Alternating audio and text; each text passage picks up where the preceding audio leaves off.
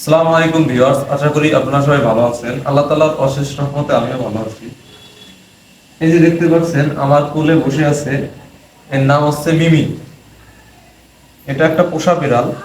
এটা মূলত আমার দুলাভাই এই বিড়ালটাকে যখন বাচ্চা ছিল তখন নিয়ে এসেছে এবং নিয়ে এসে একে দুধ খাইয়েছে ছোট যখন ছিল। আর এখন বড় হয়ে গিয়েছে অনেক। গত 3 দিন আগে এটা অ্যাক্সিডেন্ট করেছিল রাস্তায়, তো এখন মোটামুটি সুস্থ। ওই বিড়ালটা দেখা যায় যে আমি আসছি এখানে গতকাল, আসার পরে দেখা যায় যে যেহেতু এর আগেও আমি এসেছিলাম আমাকে চেনে, আমার কোলে উঠছে, এখন নামতেই চায় না আমার কোল থেকে। এই দেখতে পাচ্ছেন আমি আদর করে দিচ্ছি বিড়ালটাকে। তো আমারও বাসায় 3টা বিড়াল ছানা আছে, আমি তাদেরকে পালতেছি। যাই হোক, বিড়াল লালন পালন করা অনেক ভালো।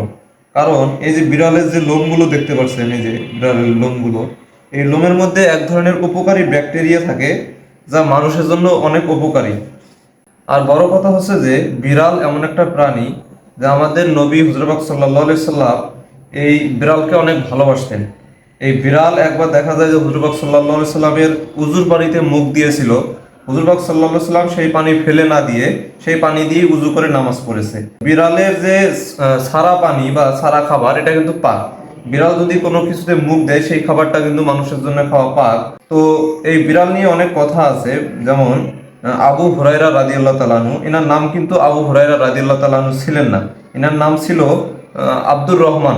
একবার তিনি পাঞ্জাবির হাতার ভিতরে দেখা যায় যে বিড়ালের ছানাকে নিয়ে হুজুর পাক সাল্লাল্লাহু আলাইহি সাল্লামের দরবারে গিয়েছিলেন। যাওয়ার পরে হুজুর পাক সাল্লাল্লাহু আলাইহি সাল্লাম মজা করে বলেছিলেন, ইয়া আবা হুরায়রা, হে বিড়ালের বাবা। তখন থেকেই তার নাম হয়ে যায় আবু হুরায়রা।